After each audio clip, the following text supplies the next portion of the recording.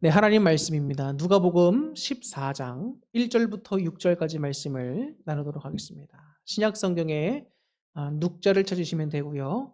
14장 큰 글씨로 숫자 14를 찾으시면 됩니다. 14장 1절부터 6절까지 말씀을 나누도록 하겠습니다.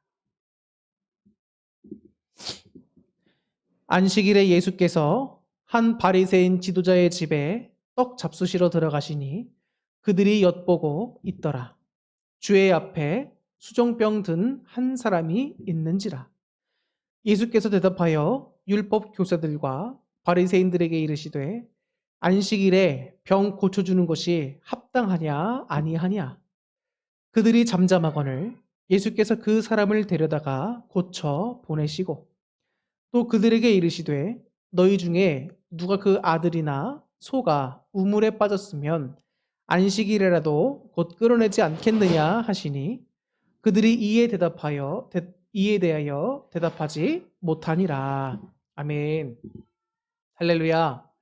오늘 주일 예배 참석한 여러분 모두에게 주님의 은총이 가득 넘치기를 축복합니다. 오늘 본문에 있는 말씀을 통해서 우리 여러분들에게 뜻을 구하고 분별하는 신앙이라는 제목으로 말씀을 전하도록 하겠습니다. 예수님께서는 안식일에 이미 여러 번 유대인들, 특별히 바리새인들과 논쟁을 하신 적이 여러 번 있습니다. 예수님께서 안식일에 밀밭 사이를 지나가실 때 제자들이 밀 이삭을 따서 손으로 비벼서 먹었던 일이 있습니다. 근데 그것을 보고 바리새인들이 어떻게 안식일 날 저런 일을 할 수 있느냐라고 하면서 한번 이렇게 예수님께 말씀을 드렸던 적이 있고 또 예수님께서 안식일에 이제 오른손 마른 사람을 치유하신 사건으로 말미암아 또 바리새인들과 충돌하신 부분이 있었고 또 우리가 지난 시간에 살펴봤었죠. 귀신 들리고 그리고 허리가 꼬부라져서 앓던 18년 동안이나 앓던 여인을 주님께서 안식일에 치유하시는 사건으로 말미암아 또 바리새인들과 또 이렇게 논쟁하게 되는 일이 있었습니다. 그에 이어서 바로 오늘 이 말씀에서도 역시 예수님께서 안식일에 수종병 든 사람을 치유하시는 것으로 말미암아 또 바리새인들, 이 율법 교사들과 또 충돌하는 일이 발생하게 됩니다.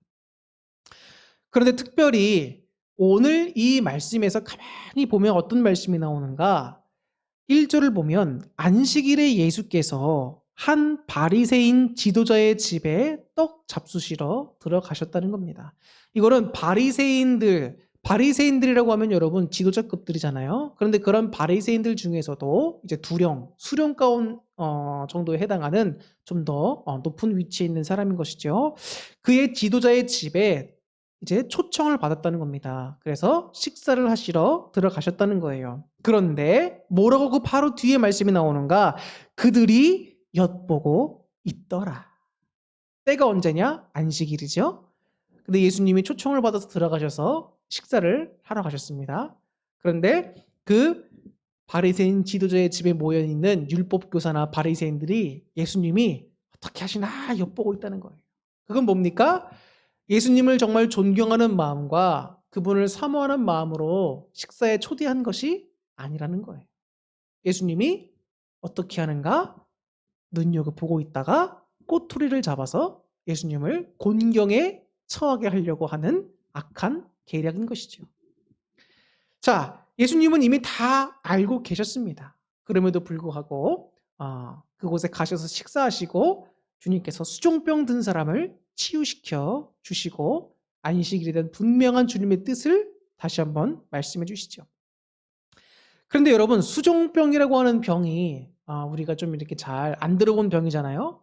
수종병이 뭔가 찾아봤더니 고창병이라고도 하는데 당시에는 이제 하나님께 저주받아서 사람이 겪게 되는 그런 만성 질환, 불치병이었다라고 말씀해 줍니다. 그래서 몸 군데군데에 이제 물이 고이는 거예요. 그래서 그곳이 이제 썩어 들어가고 불치병으로 이제 앓다가 결국 죽게 되는 그런 괴로운 병인 겁니다. 그런데 이 수종병 든 사람이 주님 앞에 있었다는 거예요. 예수님께서 바로 요 사건 전에 18년 동안이나 귀신 들리고 허리가 꼬부러져 앓던 여인을 고치신 사건이 있었죠. 그리고 예수님을 시험하기 위해서 안식일에 또 무슨 일을 하시나 지금 이 사람들이 보러 모인 겁니다. 그런데 거기에 주님 앞에 누가 있었다? 수종병 든 사람이 있었다는 거예요. 괜히 있었던 것은 아니겠죠. 그런데 주님 앞에 수종병 든 사람이 있었다. 이 만성 질환이라는 것도 여러분 괴롭습니다. 그리고 내 몸 곳곳에 물이 고이고 그곳이 썩어가는 고통을 여러분 얼마나 괴롭겠습니까?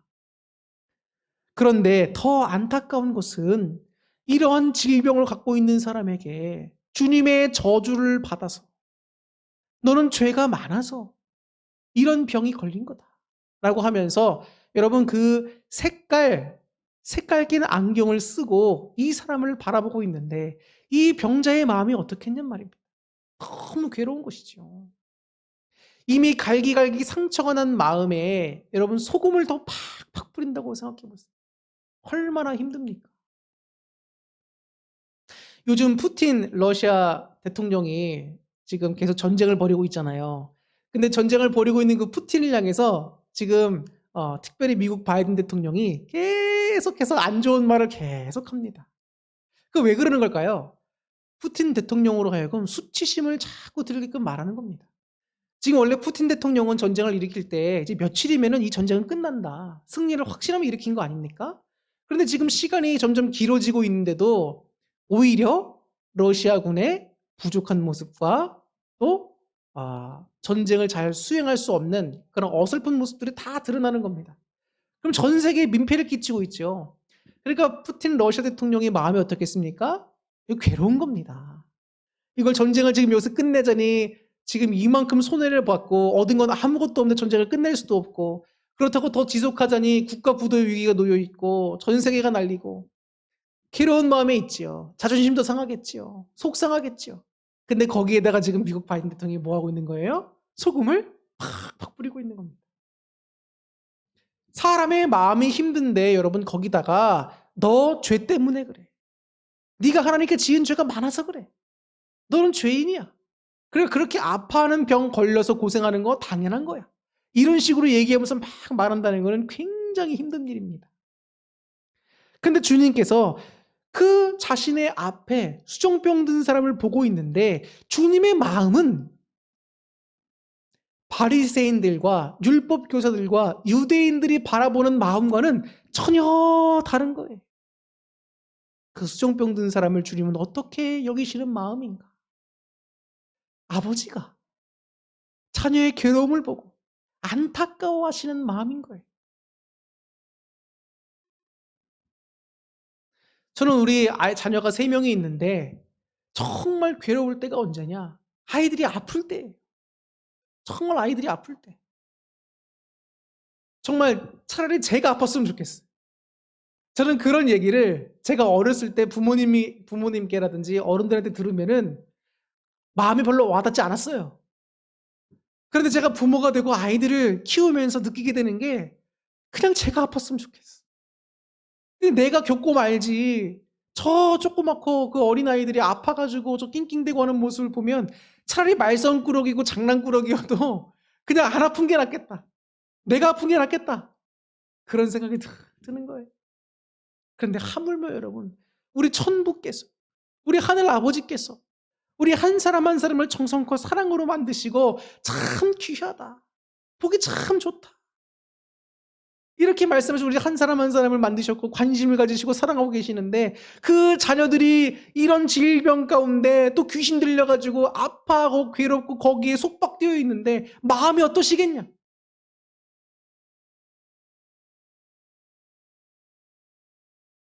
그런데 가만히 보면 이 바리새인들이 안식일에 해서는 안 되는 39가지 규정을 만들어 놓습니다. 처음에 이 규정을 만들어 놓은 이유는 안식일을 정말 우리가 하나님 뜻대로 거룩하게 지키자라고 하는 좋은 마음에서 39개라고 하는 구체적인 조항까지 만들어내면서 야, 우리가 정말 철저하게 지켜보자라는 마음으로 시작했을 수 있을지는 모르나 이것이 시간이 거듭되어져 가고 뒤로 흘러갈수록 사람들을 점점점 죄로 올가매게 되고 또 바리새인들은 그런 율법들을 잘 알고 지킬 수 있는 환경을 만들어내고 규정들을 요리조리 비켜나가면서 마치 법을 잘 아는 사람들이 법을 이용해서 악한 것을 행하는 것처럼 자신들은 요리조리 피해 나가고 그걸 합당하게 이렇게 상황을 만들어가면서 자신들은 의로운 척하고 있고 그렇지 않은 다른 사람들은 죄인이라고 낙인 찍히면서 거룩의 정책을 펼치고 있고 주님의 마음이 어떻겠습니까? 주님의 마음. 바리새인들과 율법 교사들 이 종교 지도자들은 마치 안식일의 주인들이 자신들인 양 행하는 거예요. 그런데 예수님께서 분명히 말씀하십니다. 안식일의 주인이 누구다? 예수님이다. 그 말은 뭡니까? 그 안식일의 주인이 우리가 아니라 예수님이기 때문에 예수님의 뜻대로 예수님께 정하신 대로 마음껏 하실 수 있다는 겁니다. 예수님께서 지금 안식일에 병든 자들을 치유하시고 귀신 들린 자를 치유하신 걸 보고 이 바리새인들이나 율법 교사들 종교 지도자들이 와서 예수님께 논쟁하면서 잘못했다라고 하는 거 아닙니까? 지적질하는 거 아닙니까? 근데 예수님께서는 안식일의 주인은 너희가 아니야. 그리고 예수님께서 말씀하십니다. 3절에 보면 예수께서 대답하여 말씀하시는 겁니다. 율법 교사들과 바리새인들에게 이르시되 안식일에 병 고쳐주는 것이 합당하냐 아니하냐. 이건 율법적인 질문인 겁니다. 자, 하나님께서 주신 율법을 봐봐라. 안식일에 병든 자 고쳐주는 것이 율법에 합당한 거냐 아니면 율법에 맞지 않는 거냐 지금 물어보시는 겁니다. 율법 교사와 바리새인들은 여러분 율법 전문가들입니다. 너무나 잘하는 사람들이. 그런데 정말 중요한 게 뭔지 아세요, 여러분? 모세의 율법. 하나님이 주신 율법에는 안식일에 병든 자를 고쳐주지 말아라 이런 규정이 없어요. 근데 사람들이 만들어낸 39개의 규정으로 말미암아 안식일에 병도 고쳐주지 못하고 괴로움과 고통 중에 있는 사람을 돕지도 못하고 그냥 죄인들은 낙인 찍히고 이런 일들을 벌이고 있다는 거예요. 그러니까 이 유대인들, 특별히 종교 지도자들이 해왔던 이런 율법에 대한, 안식일에 대한 율법에 대한 잘못된 왜곡, 잘못된 어떤 생각, 관념들을 예수님께서 지금 확실하게 고쳐주고 계시는 거란 거예요.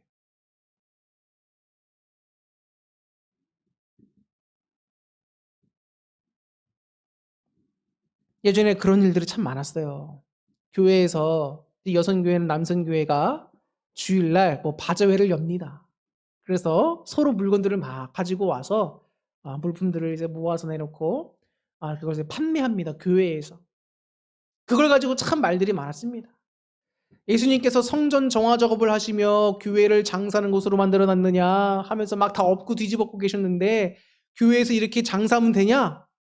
이런 분들도 계셨고 또 어떤 분들은 주일날은 그냥 쉬는 날인데 무슨 장사하고 일을 하냐? 이런 분들도 계십니다.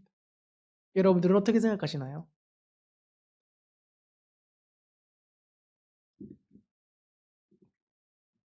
우리는 참 중요한 게 뭐냐면 안식일이라고 하는 주님께서 우리에게 안식일을 왜 주셨는가? 그 참된 의미를 우리가 곰곰이 잘 생각해 봐야 합니다. 초대교회가 형성이 되고 미숙한 부분들이 많죠. 신앙적으로 다져져 가고 하나님과의 관계 속에서 교회와 목회자와 성도들이 성숙되어가는 과정이 분명히 필요합니다. 그리고 하나님 말씀을 해석하는 과정도 더 성숙이 필요하죠. 그 초창기에 여러분 기독교에서 해석해 왔던 내용보다 현대에서 신학에서 많은 주님의 말씀을 해석하는 부분들이 더 폭넓어졌습니다. 그리고 좀 더 정확해진 거죠. 하나님의 뜻을 우리가 잘 분별할 수 있어야 돼요. 주님의 뜻이 무엇입니까? 라고 먼저 구할 수도 있어야 되고 하나님의 뜻이 무엇인가를 온전히 분별할 수도 있어야 한다는 겁니다. 안식일에는 분명 주님께서 병든 자를 치유하지 말아라. 아무 일도 하지 말고 그냥 무조건 쉬어라. 그렇게 말씀하지 않았다고. 이 쉰다는 의미가 여러분 이상하게 해석될 수 있습니다. 그냥 아무것도 안 하는 게 쉬는 게 아니에요. 생각해 보세요, 여러분. 아무것도 안 합니다. 그냥 누워 있어요. 마음이 괴로워서 누워 있어요. 그런데 여러분 그게 쉬는 걸까요? 마음이 괴로운 여러분 아무것도 안 하고 누워 있어도 그 자체로도 괴롭습니다. 그렇지 않나요? 육신적으로 아무것도 안 해서 쉰다고 그게 쉬는 게 아닙니다, 다 여러분. 교회 나와서 예배드리고 찬양 가운데 은혜 받고 마음이 치유되고 평안해지고 거기에 여러분 참다운 쉼이 있는 거예요. 쉰다고 여러분 예배도 쉬어야 되고 아무것도 안 해야 됩니까? 주일날 주님을 위한 일들 하는 거 아무것도 안 해야 됩니까? 아니죠. 해야죠. 안식일의 참된 쉼의 개념은 세상으로부터 묶여있고 매여있던 것, 영적으로 악한 영들에게 묶여있고 매여있고 포로됐던 것, 우리 육신적인 질병이나 마음적인 질병들이 묶여있고 힘들어했던 것, 고통스러워했던 것, 주일 안식일 주님과의 예배드리고 주님과의 관계와 만남과 그 사랑 가운데서 은혜권 다 치유받고 해방되는 거예요. 유대인들의 이 편협한 생각과 사고, 율법에 대한 오해, 하나님의 뜻보다 자신들의 뜻이 더 우선시돼서 여러분 사람들을 더 괴롭게 하고 있는 이 모습을 볼 때 여러분들은 어떻게 생각하십니까?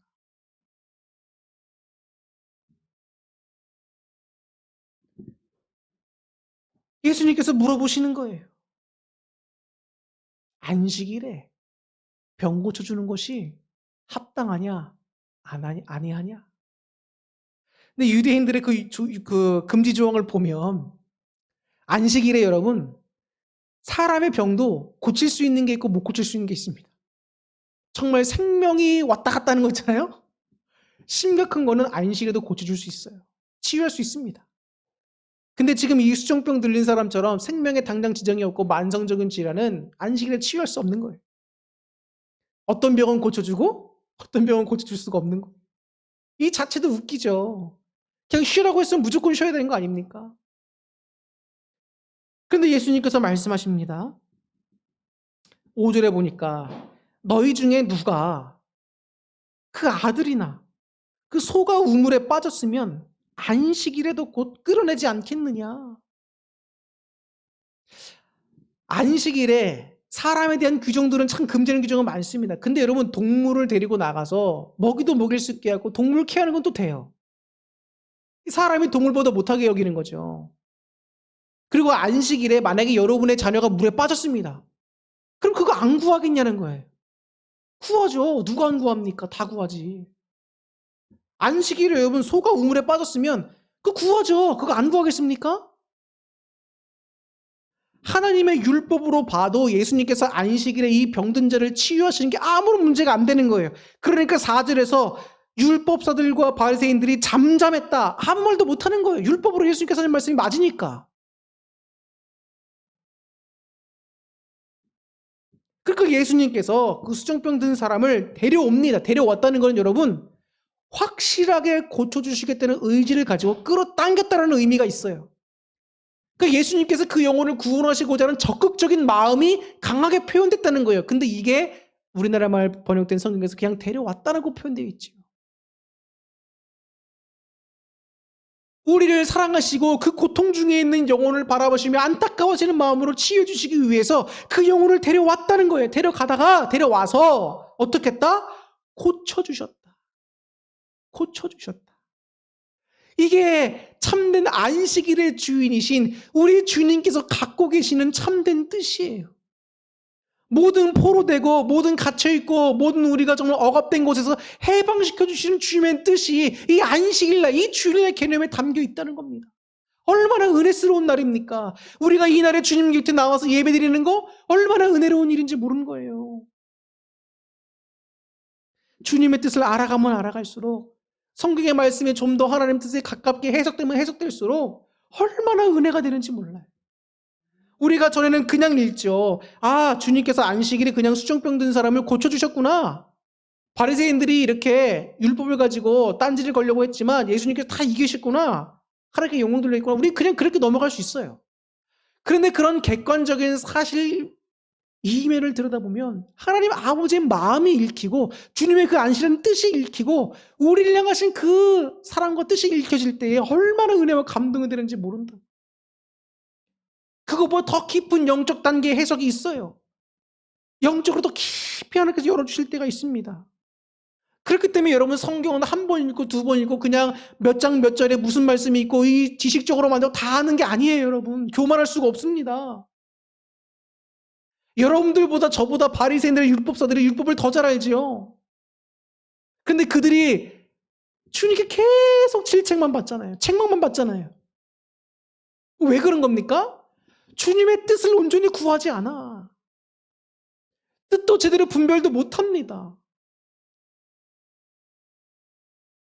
하나님 말씀을 왜곡하고 결국에는 하나님의 백성들을 더 힘들게 만들고 이런 일을 벌이잖아요.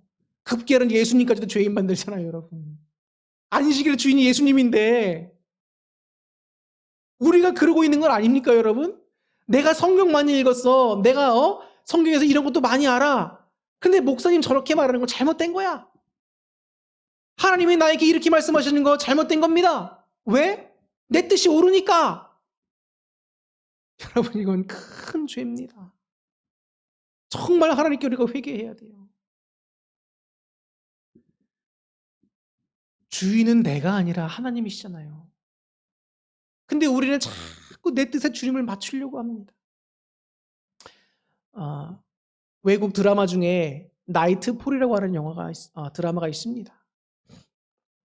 근데 거기 보면 이제 교황이 나오고 이제 교황청에 소속되어 있는 이제 템플 기사단이 있습니다. 근데 그 기사 중에 한 명이 하나님 뜻을 구하려고 예배당에 나가서 이제 무릎을 꿇고 기도를 드립니다. 그러면서 하나님께 막 뜻을 구하는 거예요. 근데 하나님이 어떤 응답도 안 해주시니까 화를 내면서 벌떡 일어나서 주님을 향해서 불건건하게 두 눈을 치켜 뜨고 세우면서 막 소리를 지르면서 내 뜻대로 할 거라고 막 그럽니다. 여러분들은 그 모습을 지금 이 얘기를 들으면서 어떤 생각이 드십니까?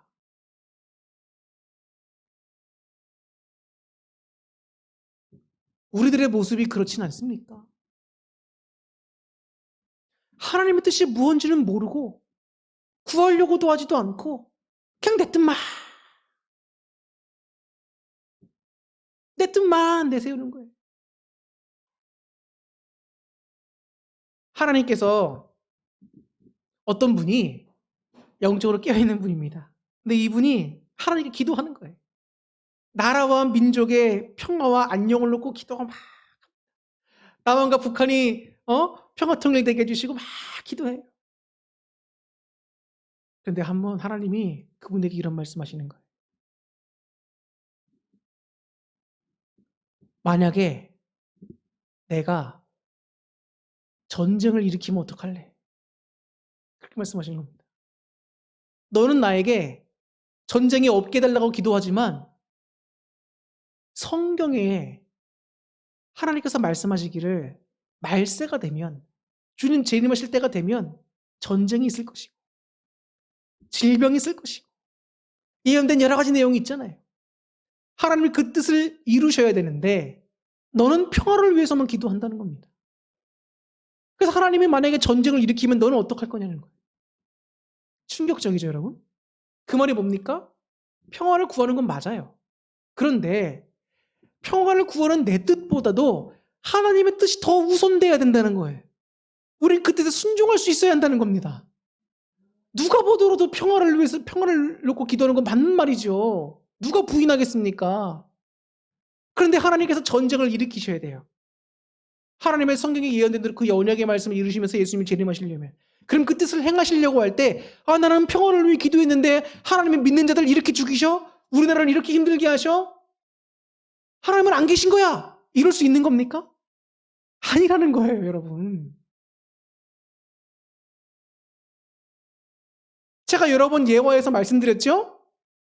하나님께서 어떤 목사님을 시골교회 목사님으로 이제 부임시켜서 보내셨는데 전도를 열심히 하는 겁니다. 성도들에게 막 으쌰으쌰 훈련시키고 전도를 열심히 하는데 생각한 거대로 열매가 안 맺혀지고 성도들도 힘들어하니까 괴로운 마음에 하나님께 기도하는 거예요. 하나님, 왜 이렇게 열매가 안 맺혀집니까? 힘듭니까? 하나님이 말씀하시는, 누가 너더러 거기 전도하라고 했냐는 거. 그 성도들 영혼들 위로하라고 버렸다는 걸 위로하라고. 전도해야 되는 건 맞는 거예요. 궁극적인 뜻입니다. 하나님의 뜻. 그런데 여러분, 전도하는 단계까지 가기 위해서는 성도들의 아픈 모습을 바라보고 위로하고 보다듬는 과정들이 있어야 그 일들을 감당할 수 있잖아요. 사랑하라. 원수까지 사랑하라. 이건 여러분 신앙의 최종적인 목표라고도 할 수 있는 거예요. 근데 내가 원수를 사랑하지 않는 걸 실망하고 아유 주님은 이거 할 수도 없는 뜻을 나에게 줘가지고 괴롭게 하느냐? 하나님 도대체 무슨 뜻을 갖고 계시는 거냐? 나 못하겠어 내 뜻대로 하련다. 그냥 미워하련다. 이렇게 생각할 수 있지만 여러분 원수를 사랑하라는 여러분 최종적인 목표라고 할 수 있어요. 거기까지 가기 위해서는 여러분 사랑의 씨앗이 하나님께서 심겨주셔야 되고 그 사랑의 씨앗이 자랄 수 있고 우리가 행할 수 있는 연습과 고된 시간들이 있으며 자라가서 여기 마지막까지 가게 되는 거라. 근데 우리는 기도하고 사랑을 구하며 한 번에 거기까지 가는 줄 알아.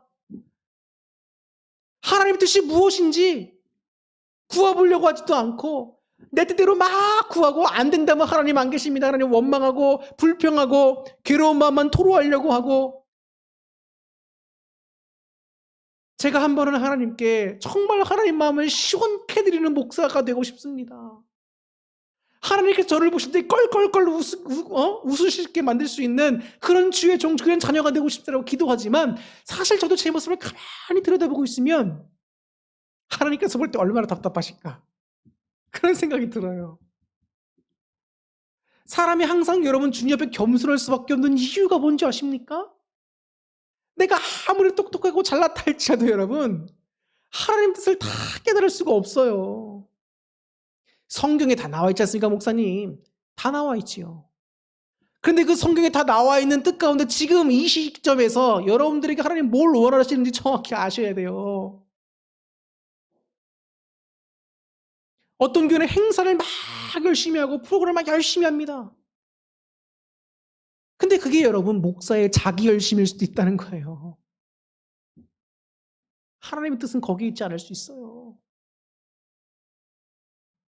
하나님께서 주의 종들이 내 말을 듣지 않는다 라는 말씀을 하신 적이 있습니다. 주의 종들이 내 말을 듣지 않아. 근데 그 목사님들은 열심히 사역하시죠. 이게 주님의 뜻일 거야. 이게 주님의 뜻일 거라면 열심히 사역합니다. 맞아요. 주님의 뜻이긴 하죠. 그런데 지금 주님께서 원하시는 분명한 뜻은 그것보다도 지금 너희가 해야 될 거는 이거야. 우리가 정말 여러분 착각하면 안 돼. 정말 조심스럽게 말씀드리는 거예요. 항상 겸손해야 돼. 주님 뜻을 구해야 합니다. 아유 목사님 주님 뜻 구해봤자 뭐 하나님이 응답해 주시기나 합니까? 여태까지 하나님 뜻을 열심히 구했지만 제가 응답받은 것도 없고 그냥 제 뜻대로 하고 있습니다. 이렇게 얘기할 수 있습니다. 거기에 여러분 신앙의 성장이 필요하다는 거예요. 기도하고 하나님 말씀을 가까이 하고 신앙이 성장하다 보면 영적인 민감성이 생깁니다. 그 민감한 것이 뭡니까? 아, 내가 기도를 드렸는데 하나님이 이렇게 내게 응답을 주시는구나. 아, 이거구나. 하나님 뜻을 분별할 수 있는 능력들이 점점 생깁니다. 한 번에 주어지지 않아요. 그리고 하나님의 뜻이 이건 것 같다라고 생각할 수 있지만 그게 내 뜻이어서 하나님 뜻 또 왜곡하는 경우도 있어요. 하나님 뜻을 구하고 훈련되어져 영적 민감성을 갖는 일도 중요하지만 그 뜻을 분별하는 일도 굉장히 중요합니다. 그래서 우리는 항상 신중하고 겸손하게 하나님 뜻을 계속 여쭈며 두드리며 나아가야 돼요. 돌다리도 두들겨보고 건너라는 말이 있잖아요. 마찬가지인 겁니다.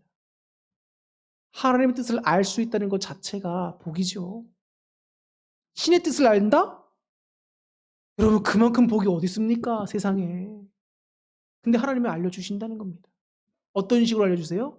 사람마다 다 다른 방법으로 하나님께서 알려주세요. 그렇기 때문에 우리 목사님께서 하나님의 응답을 받는 방법만이 절대적이야 라고 말할 수가 없어요.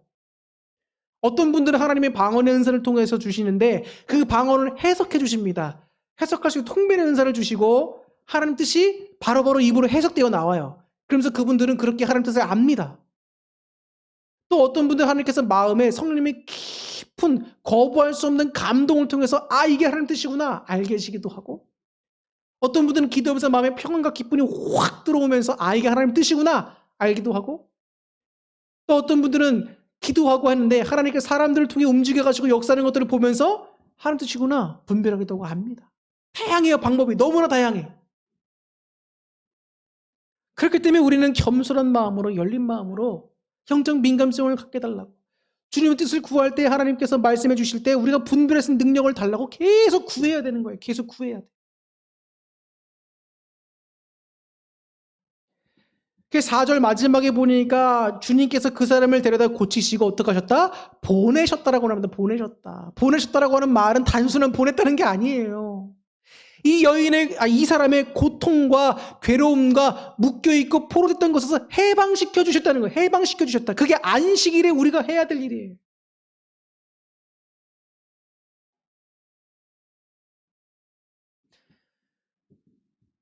얼마나 이 안식일에 대한 개념이 알면 알아갈수록 정말 주님께서 우리를 얼마나 사랑하시고 위하시는 걸 알 수가 있어요. 그러니까 바리새인들과 율법 교사들이 또 대답을 못하는 겁니다. 왜? 예수님께서 하시는 말씀이 율법에도 맞고 인간적인 이성과 경험에도 다 바탕으로 판단해 봤을 때 다 맞는 말이에요. 그러니까 예수님을 책 잡으려고 했지만 결국에는 책을 잡지도 못하고 예수님께서 그들의 잘못된 생각을 바로잡아 주시고자 하는 온전한 말씀들이 다 선포가 되어집니다. 놀랍게 역사하시죠, 예수님께서. 교회에서 어떤 계획을 세우고 실행할 때도 참 신중할 수밖에 없습니다. 하나님의 뜻을 항상 구하여야 하고, 그리고 그 뜻이 주님 뜻이 맞는가 항상 분별할 수 있어야 합니다. 정말 여러분 신앙인들 가운데 주님의 뜻을 내 생각이 마치 주님의 생각이냐고 왜곡하는 분들이 많아요. 하나님께 기도했는데 이렇게 응답받았어 라고 했더니 하나님의 응답이 아니라 자기 생각, 자기 기쁜 대로 자기 마음대로 이게 주님의 뜻이야 라고 결론 내서 그렇게 행하는 사람들 많습니다. 항상 여러분 선무당이 사람 잡는다고 교회에도 여러분 은사 받으신 분들이 많이 있어요.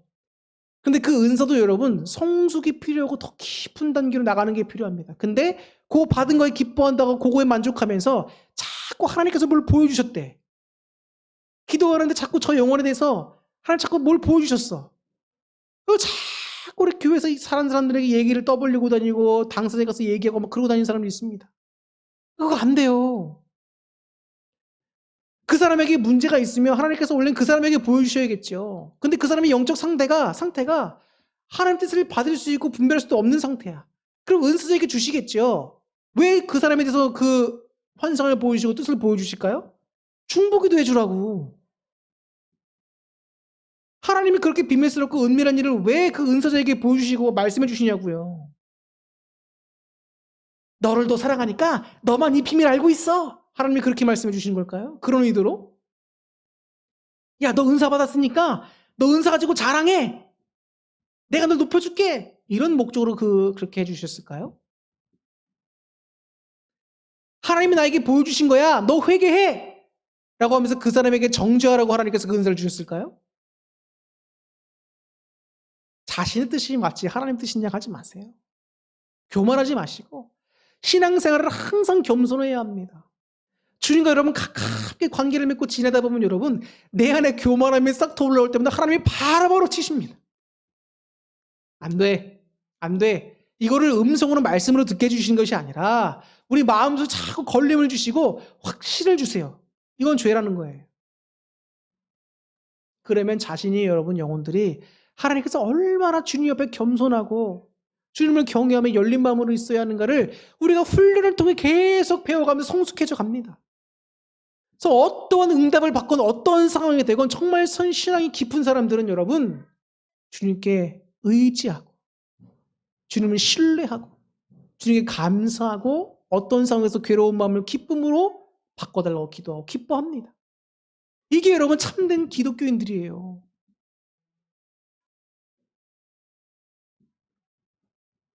그럼 목사님은 다 잘합니까? 아닙니다.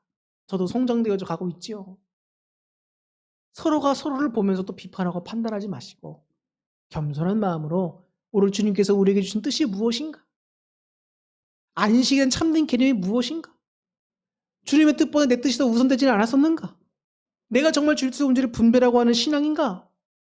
여러분 자신들의 모습을 점검해 보시고 신앙의 성숙을 위해서 말씀을 읽더라도 하나님께 정말 깊이 있게 깨닫게 되는 영적 단계에 들어가게 해달라고. 그 뜻을 바로 알아 주님의 뜻대로 행하여 정말 주님의 참된 기쁨 되게 해달라고 그렇게 결단하시고 기도하시고 또 그렇게 행할 수 있는 복된 여러분 될 수 있기를 주님의 이름으로 축복합니다. 기도하겠습니다.